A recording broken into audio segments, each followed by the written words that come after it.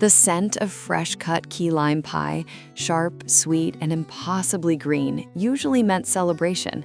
Today, it felt like an elegy. Leela stood in her mother's Florida kitchen, the air thick with humidity and the ghost of every conversation she hadn't been brave enough to have. She was here for a week, a pit stop between the closing of a $72 million tech merger she'd spearheaded in San Francisco and the next high-stakes deal waiting in New York. Her phone, a sleek, cold rectangle, buzzed incessantly on the counter, beside a ceramic bowl of sun-warmed mangoes.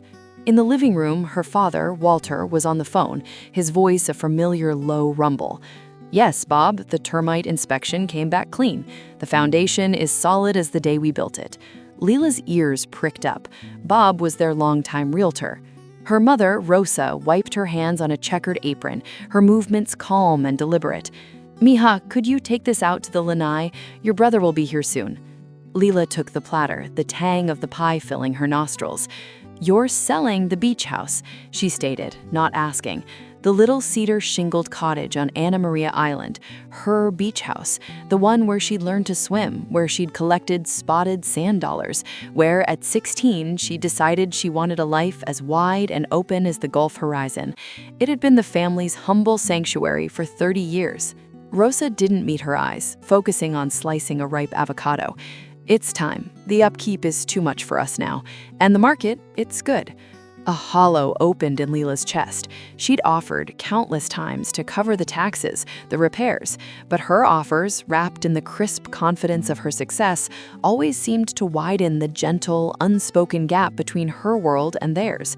Her money was abstract, digital, a tally on a screen. Theirs was sweat, mortar, and Sunday coupons. "I could have bought it," Leela said, her voice softer than she intended. "You know that." Rosa finally looked at her, her brown eyes warm and inscrutable. "It's not about the money, corazon." The sliding door opened and the Gulf breeze rushed in, carrying with it Leela's older brother, Mateo. He smelled of sawdust and salt. His hands, calloused and nicked, held a toolbox and a bag of fresh stone crabs. He was a carpenter, a craftsman of quiet, solid things. His smile was tired but genuine. "The prodigal deal closer returns. Heard you conquered the tech world again." "Just a small kingdom," she joked weakly, hugging him. He felt real, grounded. Dinner was a symphony of familiar sensory delights, the crispy, garlicky perfection of tostones mashed by Walter's strong hands, the creamy coolness of avocado salad, the succulent sweetness of the crab meat they cracked open with wooden mallets. The conversation danced around the edges of the big things, the sale, Leela's work, Mateo's new contracting business. They talked instead of the mango tree's bumper crop, of Mrs. Henderson's new hip, of the way the pelicans dove at sunset.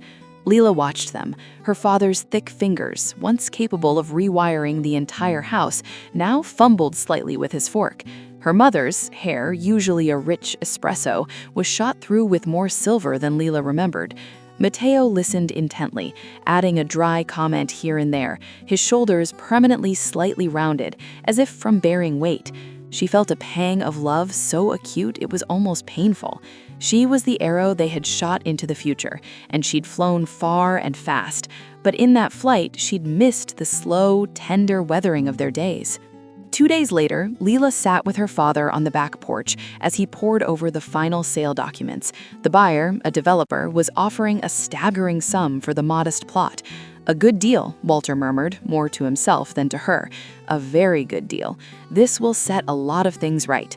"For you and Mom?" asked Leela, sipping her coffee. "You should travel, see Greece like you always talked about." Walter just patted her hand, his palm rough as sandpaper.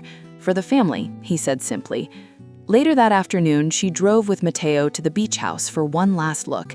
The cottage seemed smaller, shabbier, but the light was the same, liquid gold pouring through the sea grapes. They walked the shore in silence, the wet sand cool between their toes. "Remember when you tried to save that starfish?" Mateo asked, with a smile in his voice. "I had a whole bucket of them. Dad said I was disrupting the ecosystem." Leela laughed. "I was 10. I wanted to fix everything." "You still do," he said, not unkindly. He pointed to a spot near the dunes. I proposed to Carla right there. She said yes with sand in her hair and that ridiculous pink sundress. His voice softened with a memory Leela hadn't witnessed. She'd been in Shanghai negotiating. How are they? The kids? A handful. Amazing. Luis needs braces. Sophia wants a puppy. He said it with a father's exasperated pride. Then he sighed, a deep, weary sound that was carried away by the wind. Business has been slow. The big firms undercut us. Carla's hours at the clinic got reduced. Leela heard it then, the subtle strain beneath his words, the worry he'd never voiced to their parents. She thought of his worn truck, of Carla's quiet stress during their last video call. She linked her arm with him. "You should have told me." "You have your own world, Leela. We manage." The words were offense, kindly meant but definite. She belonged here, in this moment, on this beach, but she was also a visitor in the landscape of their daily struggles. The day before Leela's departure, the house was a flurry of preparation for the family dinner, the last one before the beach house closing. The air was a tapestry of scents, slow roasting pork, frying plantains, the yeasty promise of Walter's famous dinner rolls. Leela, her phone finally silenced, was tasked with setting the table. She used the faded linen cloth, the one with the tiny embroidered flor de mayo that her abuela had made.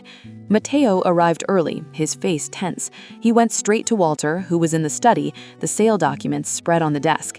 Leela, arranging silverware, could hear their low voices through the doorway. "Dad, the estimate from the specialist, it's more than we thought, even with the insurance. The foundation repairs for our house, they can't wait, and the pediatric orthodontist," Mateo's voice was a strained thread. "We talked about this, son." Walter's voice was steady, firm. "The deal closes tomorrow. It's all taken care of." "I can't let you do that. That house it's part of all of us." "And you are all of us," Walter said, with a finality that broked no argument.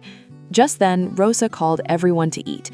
The table was a vibrant mosaic of color and steam, the golden pernil, the black beans shining with olive oil, the bright avocado salad, the fluffy white rolls.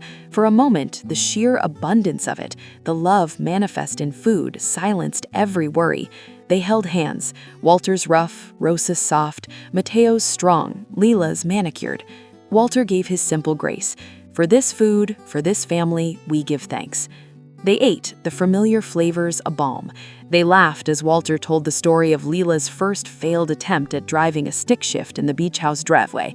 They teased Mateo about his disastrous first haircut. For a shining hour, they were not a family with troubles, but a family simply being a family. As the meal wound down and the key lime pie was served, Walter cleared his throat. He had a formal look, the one he used for important announcements. "The sale finalizes tomorrow," he said. "Your mother and we wanted you both to know where this is going. It's not for a cruise." He smiled at Rosa, who took his hand.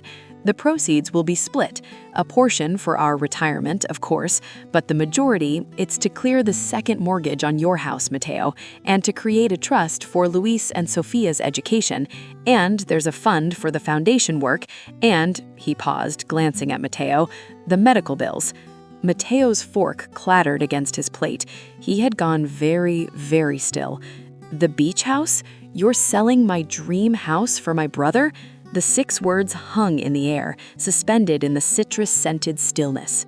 But Walter shook his head, his gaze moving to Leela, encompassing them both. "No, son," he paused, letting the correction settle. "We sold the beach house for our family." The emphasis was slight, but it changed the universe in the room. It wasn't a transaction favoring one child over another.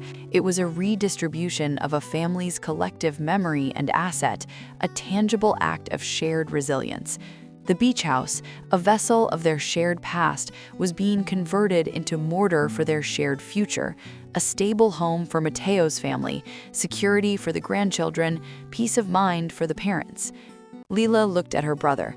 His face, which had paled at the initial misunderstanding, now flushed with a profound, staggering comprehension. His eyes glistened.